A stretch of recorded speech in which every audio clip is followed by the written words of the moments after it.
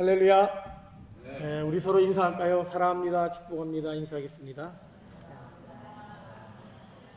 전혀 사랑하지 않는 표정으로 입술 높한 이제는 진심을 담아서 이렇게 인사하도록 하겠습니다. 당신 때문에 살맛이 납니다. 살맛 납니다. 말로는 그렇게 하는데 당신 때문에 밥맛 떨어집니다. 이렇게. 예배는 하나님께 드리는 거죠. 그러면 하나님과 나와 예배 드리면 되지 뭘 인사하고 광고하고 이러냐 이렇게 생각하는 분이 있는데 예배를 잘못 아는 분입니다. 예배는 하나님께 드리는 예배인과 동시에 형제와의 사랑을 나누는 시간입니다. 이 시간에 새신자를 소개하고 광고를 하고 이렇게 인사를 하는 이유도 바로 여기에 있지요. 그래서 예수님의 십자가는 하나님과 우리와의 관계를 회복시켜 줄 뿐만 아니라 성도와 성도, 사람과 사람과의 관계를 회복시켜주는 사인이기도 합니다. 지난 시간에도 살펴봤지만 하나님과의 관계가 깨어지면 사람과의 관계도 깨어질 수밖에 없다는 사실을 우리는 분명히 보았죠. 그렇기 때문에 예수님은 너희가 예배를 드리러 가다가 형제와 다툼이 생각나면 먼저 화해하고 예배를 드리라 그러죠. 그러지 않으면 그 예배는 받으시지 않는다고 이야기하죠. 그래서 오늘은 이 시간 형제와의 관계, 깨어진 형제와의 관계를 어떻게 하면 회복할 수 있는지에 대해 생각해 보려고 합니다. 하나님이 선택하신 민족이 어느 나라 민족이죠? 이스라엘이잖아요. 히브리족이죠. 왜 그러면 하나님이 히브리인을 선택했을까요? 우리 똑똑한 한민족을 선택했으면 히브리어 헬라어 공부 안 해도 되고 굳이 막 그래도 되는데, 아니면은 전 세계를 호령했던 게르만 민족이나 영국 민족들, 브리티시족이나 왜 그랬을까 할 때 이스라엘인들, 히브리인들이 갖고 있는 독특한 특징들이 많이 있습니다. 하나님이 쓰시기에 참 적합한 민족인 그런 특징들이 있는데 그런 거 다 생략하고 한 가지 우리 민족하고 공통적인 게 하나 있습니다. 그게 뭐냐면 바로 공동체성입니다. 선민의식, 너무 이제 그 공동체성이 강해서 개토까지 자기네만 아는 공동체로 좀 전락하긴 했지만 시오니즘으로 이야기되는, 우리나라는 뭐라 그러죠? 한민족이다, 백이민족이다 이렇게 얘기하죠. 사실 우리 민족이 공동체성은 이스라엘인들보다도 훨씬 더 강합니다. 내가 영어 공부할 때 잘 번역하기 어려운 말 중에 그런 게 있죠. 우리는 보통 이야기할 때 뭐라 그러죠? 엄마를 향해서 할 때 뭐라 그러죠? 우리 엄마 그러죠. 우리 엄마를 영어로 번역해 보세요. Our mother가 되나요? 이거는 조금 더 실감나는, 우리 남편, 우리 마누라, 우리 아내 그렇게 말하잖아요, 그죠? 그럼 여러분 뭐라고 번역해야 돼요? Our husband라 그러나요? Our wife라 그러나요? 뭐라 그러죠? my라고 그러죠. 한국 사람은 좀 독특하게 우리라는 표현을 좋아합니다. 그 중에서도 아주 특별한 표현이 있는데, 물에 빠져 여러분 죽어갈 때 미국 사람 뭐라고 외치죠? 모르세요? 헬프 미 그러죠. 스웨덴 사람 뭐라 그러죠? 헬파 메이라고 그러나요? 헬프 미, 나를 도와주세요 그러죠. 우리나라는 뭐라 그러죠? 물에 빠져 죽으면 사람 살려 그럽니다. 나 살려가 아니에요. 우리는 이렇게 대의를 가진 공동체성을, 인류를 생각하는 그 죽음의 순간에도 사람 살려라고 얘기하는 게 우리 민족이에요. 그래서 하나님이 어떤 그런 면에서 우리 대한민국을 그 인류 역사상, 기독교 역사상 가장 놀라운 부흥을 주신 게 아닌가. 물론 이외에도 하나님 기뻐하실 만한 민족적인 특징들이 여러 가지 있지만 그 중에 가장 대표적인 게 그런 공동체 의식이 강한 게 우리 한민족이라는 것이죠. 사실 하나님은 공동체를 사랑하십니다. 잘 알다시피, 지난 시간에도 설명했다시피 하나님은 삼위 하나님으로 계시죠. 성부, 성자, 성령으로 계시죠. 하나님이 모든 걸 창조하신 뒤에 다 보기에 좋았는데 단 한 가지 보기 좋지 않게 여겼던 게 뭐죠? 사람이 독처하는 것, 홀로 사는 것을 보기 좋아하지 않으시고 하와를 만드신 것이죠. 그렇게 하나님은 공동체를 좋아하시는데 안타깝게도 지난 시간에 살펴본 바와 같이 하나님과의 관계가 깨어져 버리면 사람과의 관계도 깨어지게 된다는 거죠. 오늘 본문의 내용은 우리가 너무도 잘 아는 내용입니다. 주일학교를 다닌 분이라면 몇 번씩 들었던, 가인과 아벨이 제사를 드렸는데 가인이 드린 제물은 연기가 막 우울하면서 막 흐트러지고, 아벨이 드린 제사는 연기가 쫙 똑바로 올라가가지고 하나님이 기쁘게 받으셨다, 뭐 이런 식으로 해석이 되어지는 이 본문의 사건은 과연 우리에게 어떤 의미가 있는 것일까요? 이것을 뭐 쉽게 현대식으로 해석을 하면 이렇습니다. 형제가 있었는데 똑같이 대학 졸업하고 취직을 했습니다. 동생은 축협에, 형은 농협에 취직을 했어요. 열심히 일해서 한 달이 지난 다음에 월급을 받은 다음에 11조를 냈어요. 근데 목사님이 축협 직원이 낸 동생이 낸 11조는 받고, 농협 직원이 낸 형이 낸 11조는 당신 돈 필요 없다고 안 받은 거예요. 그러니까 너무 열받은 형이 동생을 때려 죽였다, 이런 겁니다. 여러분, 이게 말이 되나요? 이성적으로 이해가 되나요? 왜 이런 일이 벌어졌을까? 왜 하나님은 이렇게 하셨을까? 왜 이들을 이렇게 한 사람은 받고 한 사람은 받지 않으셨을까? 사실 이 사건에 있어서 가장 핵심되는 주제는 예배에 관한 겁니다. 하나님 기뻐하시는 예배가 어떤 모습인가라는 것을 이야기할 때 주로 쓰이는 본문이긴 한데, 오늘은 주제에 맞춰서 형제와의 관계, 이웃과의 관계라는 측면에서 오늘 본문을 살펴보려고 합니다. 지난 시간 우리는 아담을 향한 하나님의 첫 번째 질문이 등장했죠. 뭐였죠? 아담, 내가 어디 있느냐? Where are you? 우리의 정체성, 우리의 자리, 우리가 마땅히 있어야 될 곳이 어딘지에 대해서 질문하는 것이었죠. 오늘 하나님이 인간에게 하신 두 번째 질문이 등장합니다. 뭐예요? 내 아우 아벨이 어디 있느냐? 성경을 전혀 모르는 사람들처럼 지금 저를 쳐다보고 있는 것 같아요. 처음 듣는 이야기세요, 이거? 혹시? 그럼 제가 배경 설명을 다 해야 되는데. 아시죠? 처음 듣는 얘기인가요? 처음 듣는 분도 좀 있는 것 같고. 어쨌든 Where is Abel, your brother? 내 아우 아벨이 어디 있느냐? 이렇게 묻습니다. Where is Abel? 아벨이 어디 있느냐? 근데 그 아벨이 누구다? Your brother다. 네 형제 아벨이 어디 있냐는 이 질문은 우리의 잃어버린 두 번째 정체성, 즉 하나님과의 우리와의 관계에서의 우리가 찾아야 될 자리를 말하는 것이라면, 두 번째 질문은 이웃과의 관계 속에서 우리가 있어야 될 자리, 우리가 가져야 될 정체성에 대해서 말씀하고 있습니다. 우리는 공동체로 살아가는 존재라는 거죠. 우리는 결코 홀로 살아갈 수 없습니다. 유명한 어니스트 헤밍웨이의 그 누구를 위하여 종을 울리나 책의 서문에 보게 되면 그 서문의 한 작가가 이렇게 썼습니다. 우리는 모두가 대륙의 일부분이다. 우리는 외따로 떨어질 섬이 아니라 대륙으로 연결된 존재들이다. 이런 표현을 합니다. 실제로 그 소설은 잃어버린 공동체 회복이라는 주제를 다루고 있죠. 하나님이 우리를 공동체로 부르셨고, 공동체로 살아갈 때 우리는 진정한 의미와 기쁨과 행복을 느낀다는 거죠. 즉, 내가 진정한 만족과 기쁨을 누리는 비결이 무엇이냐? 그것은 돈을 많이 버는 것도, 높은 지위에 올라가는 것도, 명예와 권력을 가지는 것도 아니라는 거예요. 내가 공동체 속에서 나의 자리를 찾을 때 우리는 하나님이 주신 기쁨과 행복과 만족을 누리며 살아갈 수 있다는 거죠.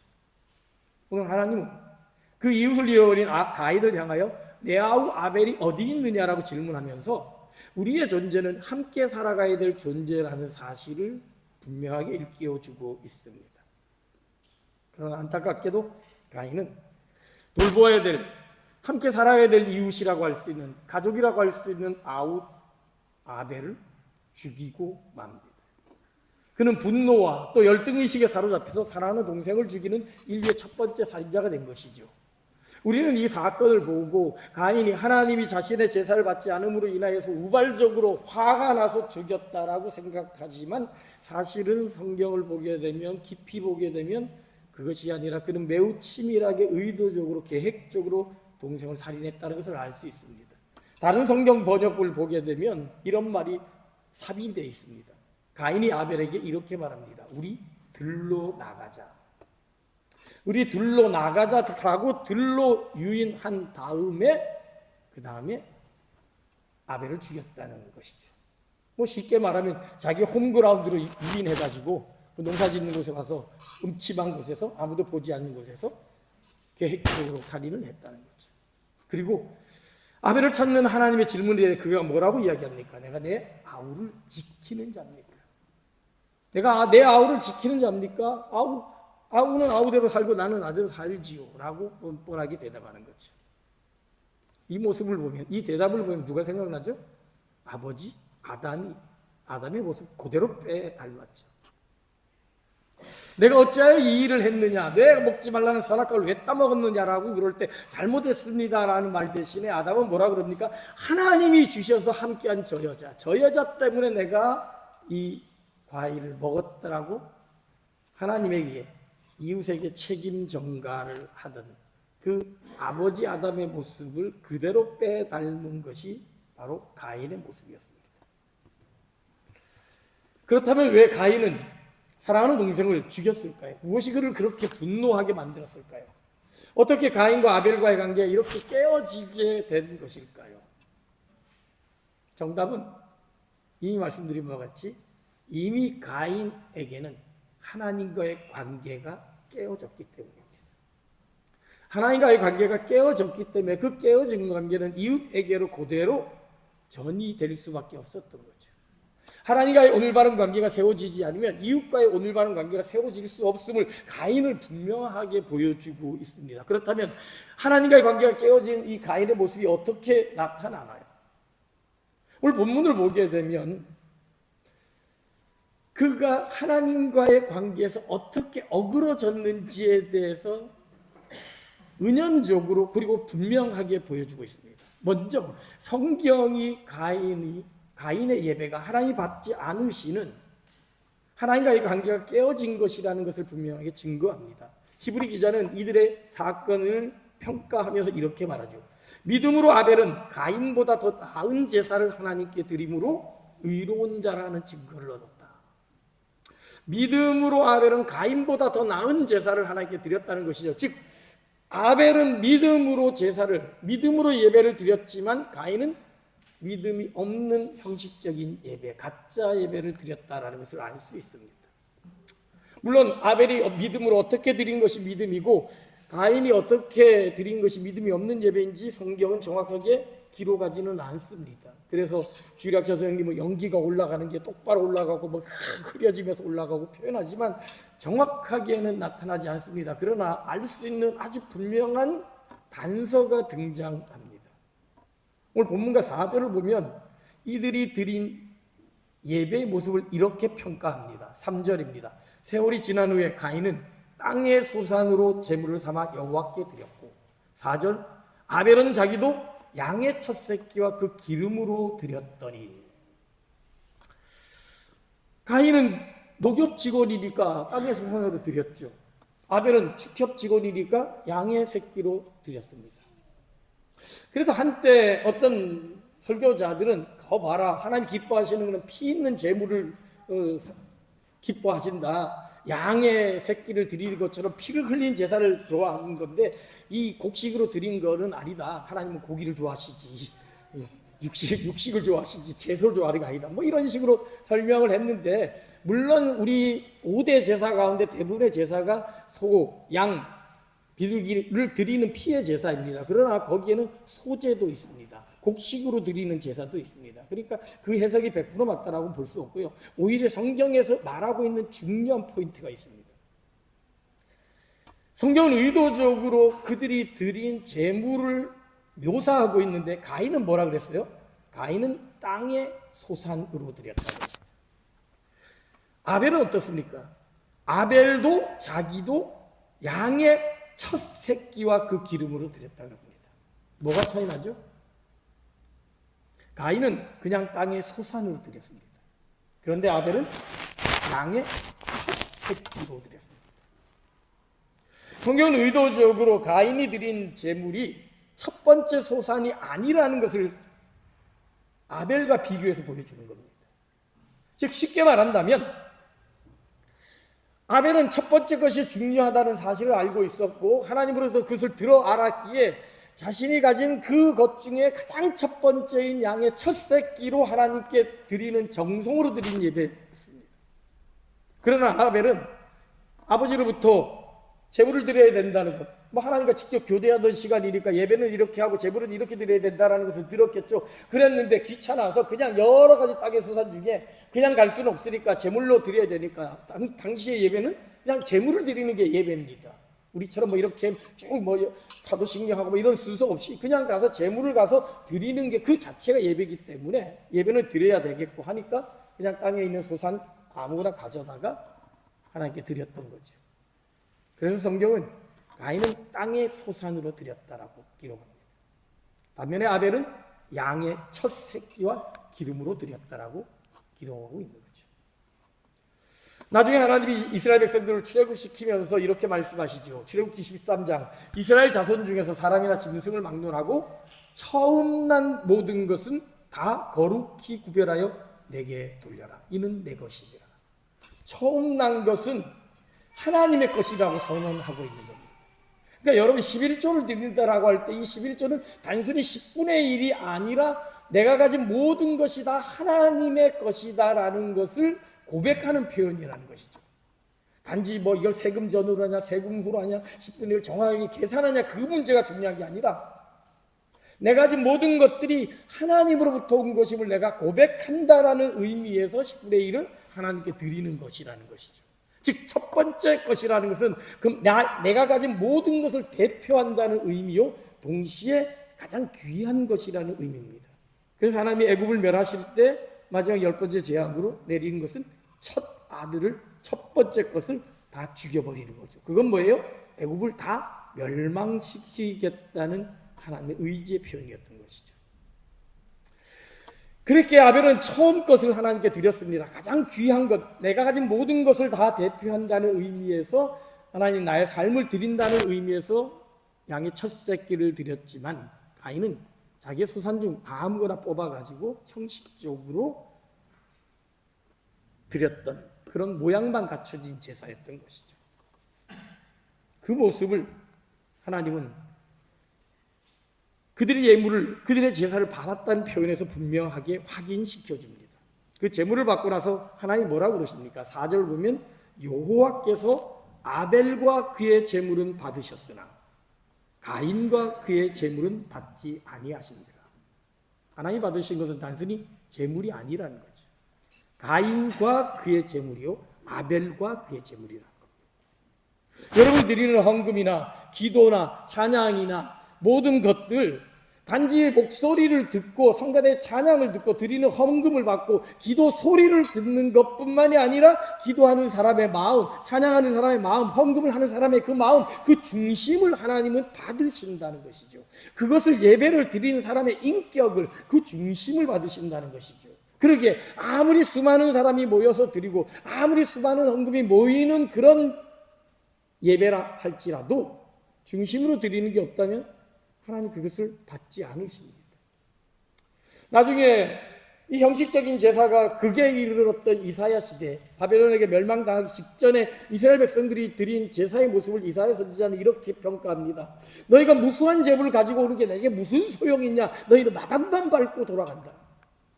산더미처럼 제물을 쌓아놓고 희생제사를 드리지만 그것은 아무런 의미가 없는 거다. 그러면서 이렇게 이야기합니다. 너희가 눈먼 것이나 저는 것이나 다 문제가 있는 하자, 흠이 있는 것들을 갖다 놓고 하나님께 예배하고 제물을 드린다라고 그러는데 그 제물 하나님 안 받으시겠다라고 얘기하는 거죠. 즉 눈에 보이는 귀에 들리는 것이 아니라 보이지 않는 우리의 중심, 마음, 그 인격을 받으시기에 하나님은 아벨과 그의 제물은 받으셨지만 가인과 그의 제물은 받지 않으셨던 거죠. 예배자를 여러 가지 종류로 나눌 수 있습니다. 예배자 그러면서 우리는 보통 예배 뭐라 그러죠? 예배 보자 이런 말 옛날에 많이 했죠. 근데 예배 보는 것 전에 더 있습니다. 예배 받으려고 하는 사람이 있습니다. 이게 무슨 소린가 그럴 사람도 있을 수 있는데 예배 드리는 목적이 예배하는 목적이 예배를 받기 위함입니다. 즉 예배에서 위로를 받기 원하고 축복을 받기 원하고 뭔가 내 마음의 평안, 카타르시스를 원하는 거죠. 그래서 이런 사람에게 있어서 예배는 어떤 예배가 은혜로운 예배예요? 성가대 찬양이 아름답게 내 마음에 들리고 앞에서 찬양팀이 하는 찬양 가사들이 나를 위로하고 설교자의 설교 말씀이 나를 좀 감동시키면 내가 예배 잘 드렸다라고 생각합니다. 근데 실제로 그는 예배를 받는 사람에 불과합니다. 예배를 통해 뭔가 얻어내려고 하는 사람이죠. 여기서 한 단계 나아가는 사람이 예배 보는 사람입니다. 오늘날 대부분의 교회들이 앉아있는 사람들, 아무런 생각 없이 구경하는 사람이죠. 우리 예배당 데코가 어떠네? 성가대 찬양이 어떠네? 사회자는 어떻고 찬양팀은 어떻고 설교자는 어떻고 그냥 그래 구경합니다. 이 사람에게 있어서 모든 것이 다만 평가의 대상입니다. 이 예배 구경꾼의 가장 큰 특징이 뭔지 아세요? 이분들의 공통적인 특징이 있습니다. 주보의 오타를 기가 막히게 찾아냅니다. 그래서 지루하니까 이렇게 타다 보면 여기 오타 있구나. 예배를 그냥 보는 거죠. 여기서 한 걸음 더 나아가서 예배 드리는 사람이 있습니다. 헌금으로 표현되는 나의 마음을 드리고 나의 기도를 드리고 나의 헌신을 드리는 거죠. 크게 예배는 두 가지 요소로 구성이 되어져 있는데 드리는 것과 받는 것입니다. 드리는 것이 우리가 예배 시작할 때부터 드리는 인내 찬양송부터 시작해서 다도신경과 대표기도와 찬양과 성가대 찬양과 헌금, 이 모든 것들은 우리가 드리는 거죠. 하나님께 마음을 드리고 정성을 드리고 찬양을 드리고 헌금을 드리는 겁니다. 그리고 지금 이 시간부터는 설교 시간부터는 하나님으로부터 들려오는 단지 인간 목사의 설교가 아닌 하나님이 이 목사를 통해 들려주는 메시지를 통해 하나님의 말씀을 듣는 거죠. 하나님의 말씀을 통해 위로를 받고 은혜를 받는 거죠. 그리고 축도를 통해 받는 거죠. 이 드리는 사람은 이 앞부분을 강조합니다. 그래서 어떻게 하면 하나님 앞에 온전히 예배를 드릴 수 있을까? 마음을 다하여 정성을 다하여 하나님을 예배하고 기도하고 찬양에 참여를 하지요. 그래서 하나님께 예배 드리는 모습입니다. 근데 드리는 단계에서 한 단계 더 나아가야 됩니다. 그게 뭐냐? 예배하는 사람입니다. 예배한다라는 것은 단순히 이 시간에만 하나님을 생각하고 하나님께 내 마음과 정성과 물질을 드리는 것뿐만이 아니라 나의 삶의 모든 순간순간을 하나님과 함께하는 예배하는 자입니다. 너희 몸을 하나님이 기뻐하시는 거룩한 산제물로 드리라. 이는 너희가 드릴 영적 예배니라고 이야기하죠. 거룩한 산제물로 드리는 것, 살아있는 제물입니다. 나의 살아있는 순간, 매 순간순간 하나님이 기뻐하시는 제물로 우리 자신을 드리는 삶을 살아가는 것, 이것이 바로 예배자라는 것이죠. 예배하는 예배자. 아벨은 겉으로 드러난 온전한 제물뿐만 아니라 그 마음도 온전하게 하나님을 예배했기에 하나님이 기쁘시게 받았지만 가인은 마지못해 형식적으로 어쩔 수 없이 드리는 마음에 없는 예배였기에 하나님이 받아들일 수가 없었던 거죠. 결국 이렇게 깨어졌던 하나님과의 관계는 이웃과의 관계로 전이 되게 됩니다. 하나님이 가인을 향해 말씀하십니다. 경고하시죠. 6절과 7절입니다. 제가 현대어 성경으로 읽어드리겠습니다. 그러자 여호와께서 가인에게 이르셨다. 무엇 때문에 그렇게 화를 내느냐? 어째서 안색이 변화했느냐? 내가 잘했다면 어째서 내가 내 재물을 받아들이지 않겠느냐? 어째서 고개를 들지 못하느냐? 표준세번역은 이렇게 번역했습니다. 내가 올바른 일을 했다면 어째서 네가 그러냐? 화를 냈다는 거죠. 하나님과의 관계가 깨졌습니다. 왜 나는 안 받았어? 근데 왜 그 화의 동기가 뭐예요? 원인이 뭐예요? 동생의 제사를 받았다는 거죠. 하나님과의 관계가 깨어진 가인은 형식적인 예배를 드릴 수밖에 없었고 하나님이 그 예배를 받지 않으시자 아우의 예배만 받는 그 모습을 보고 화를 내고 분노하게 된 것이죠. 그 모습을 보고 하나님이 경고하시는 겁니다. 제가 내 문만 앞에 있으라 너는 죄를 다스려라. 그렇게 경고하셨죠. 안타깝게도 가인은 회개하지 않았습니다. 오히려 한 걸음 더 나아가 자신의 동생을 죽여버립니다. 그리고 뻔뻔하게 대답하죠. 내 아우 아벨이 어디 있느냐라는 질문에 내가 내 아우를 지키는 자니까 라고 대답했던 거죠. 하나님 관계가 깨어졌을 때 그 관계는 인간과의 관계, 이웃과의 관계로 전염이 되어지고 결국 이웃과의 관계도 깨뜨려 버립니다.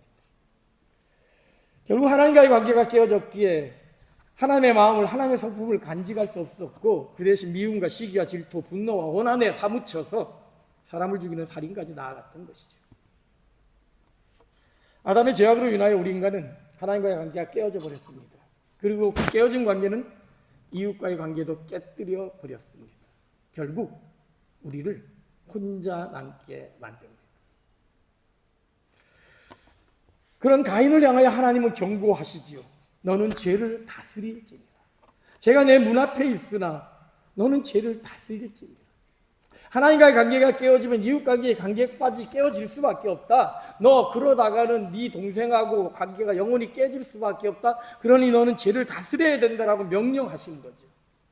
죄는 끊임없이 우리를 하나님과의 관계만 끊어지게 할 뿐만 아니라 이웃과 친구와 가족과 관계를 깨뜨려 버린다는 거죠.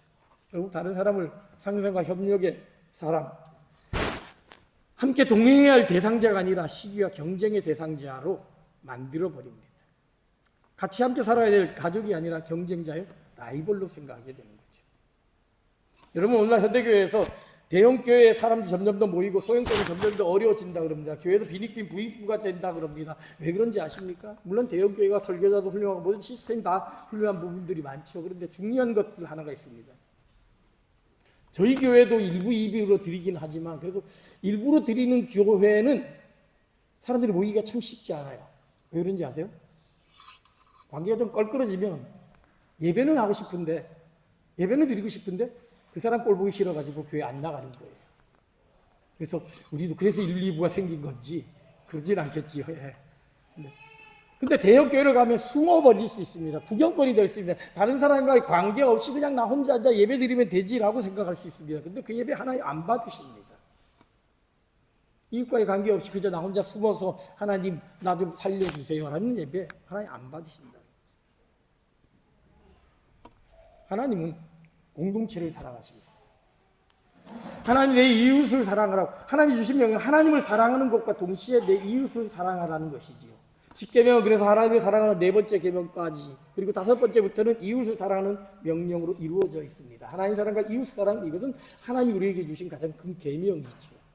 즉 하나님 사랑과 이웃 사랑은 결코 떨어질 수 없는 함께 가야 될 것이라는 거죠. 안타깝게도 가인은 그것을 모두 잃어버렸습니다.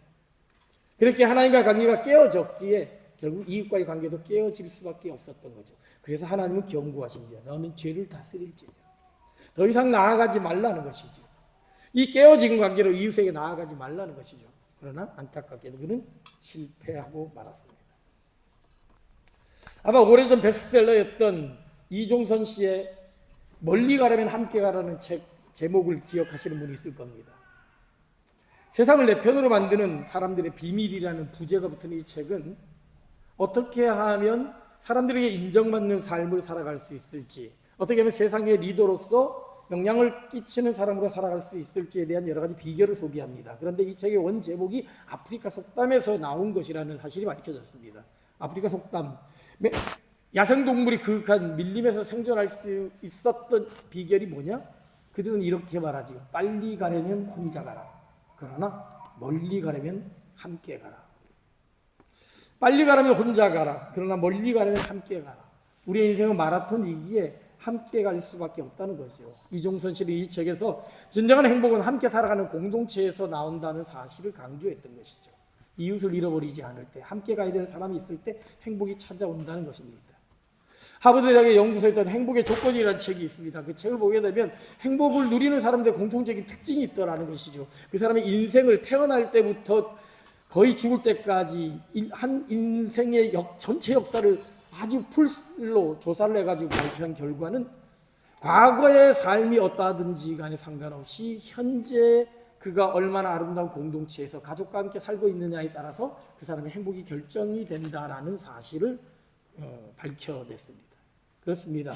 인간은 함께 살아가는 존재입니다. 특별히 교회는 더 그렇습니다. 특별히 교회는 살아가는 우리 가족들, 우리 교회 구성원들만을 위한 조직이 아닙니다.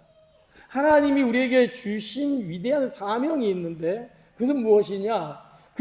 우리 안에 먼저 사랑의 공동체를 누리는 게 필요하죠. 그래서 서로 사랑하고 격려하고 위로해서 하나 되는 것이 필요합니다. 그러나 우리끼리만 되면 저 유대인들처럼 시오니즘에 빠지고 개토에 빠지게 됩니다. 그 우리에 들어오지 못한 다른 사람들을 우리에 포함시켜야 될 사명이 우리에게 있다는 거죠.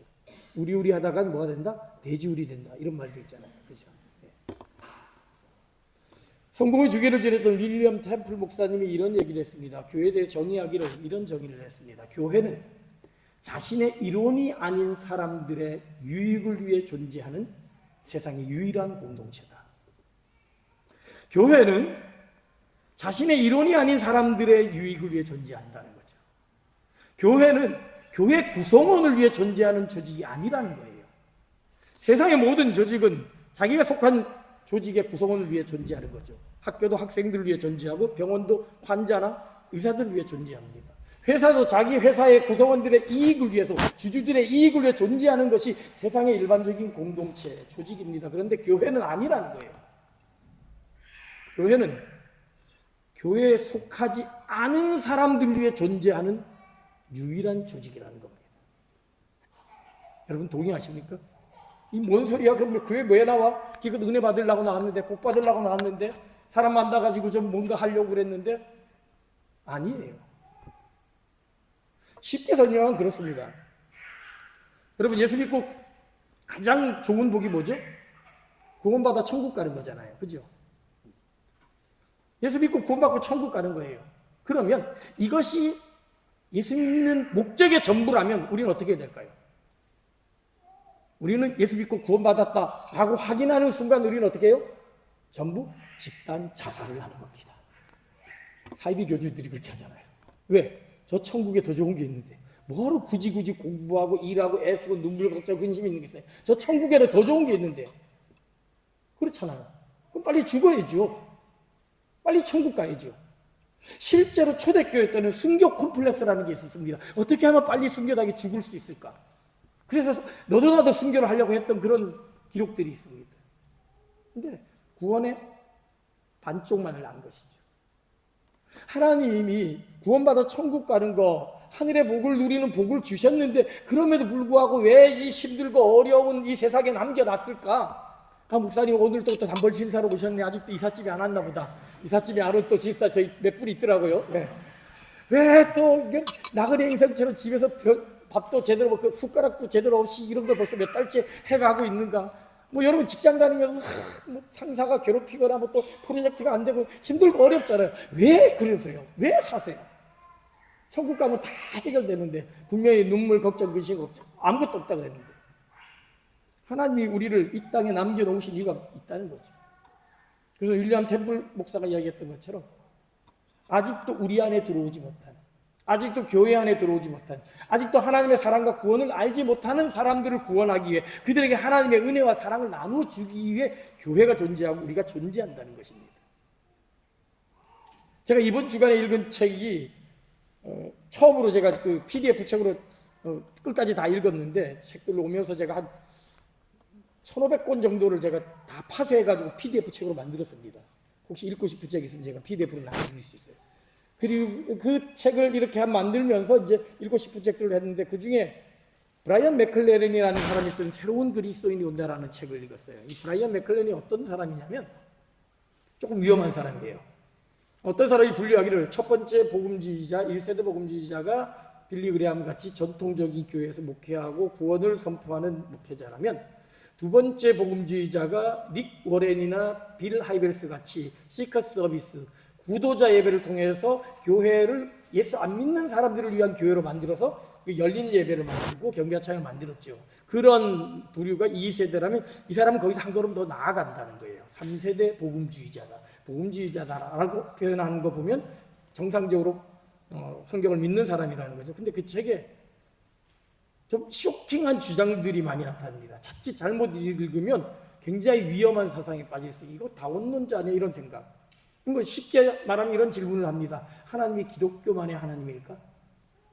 하나님이 교회 안에만 있을까? 성경이 하나님을 말하는 전부일까? 성경의 무엇성을 아주 부인하는 듯한 이런 이야기들을 도전적인 질문을 던집니다.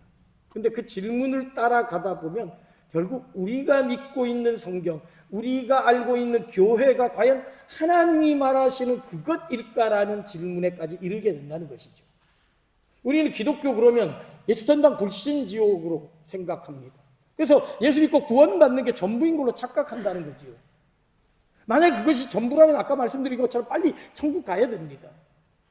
근데 예수천당 불신지옥이 단지 구원의 시작이라는 사실, 그리고 그 구원을 통하여 하나님은 구원받은 사람을 통하여 하시고 싶은 일들이 있다는 사실을 깨닫지 못한다면 우리는 예수를 잘못 알고 있고 기독교를 잘못 믿고 있다는 것이죠.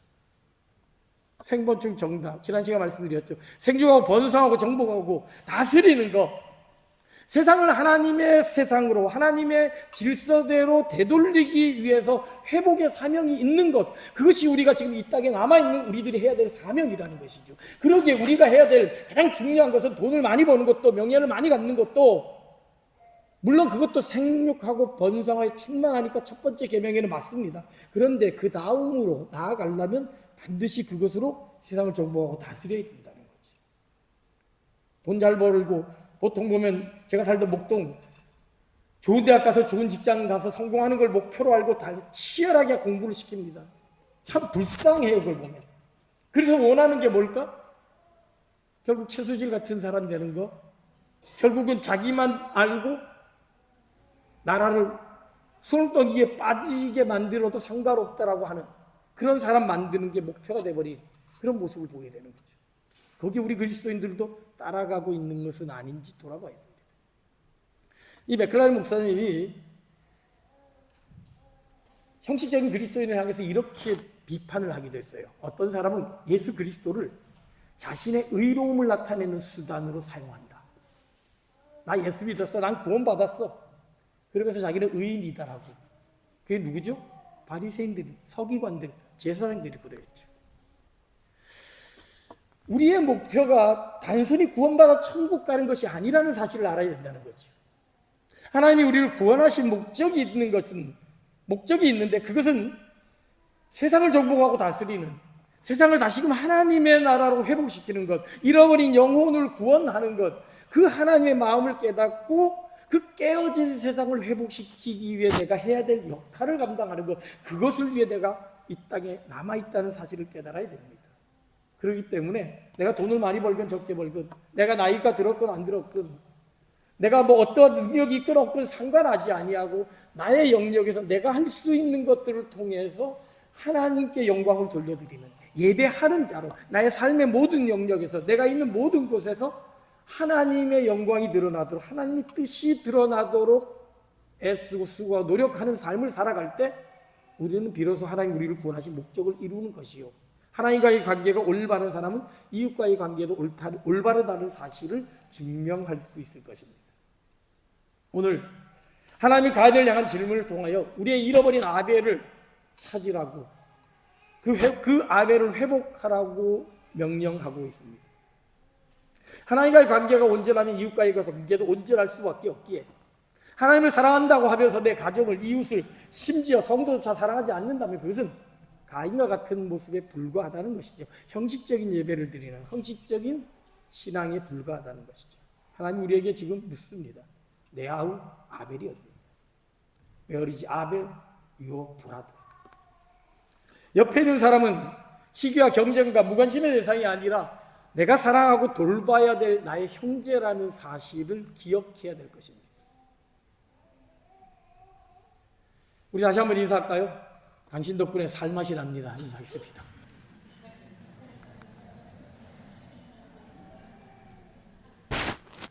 당신 덕분에 정말 행복했으면 좋겠습니다.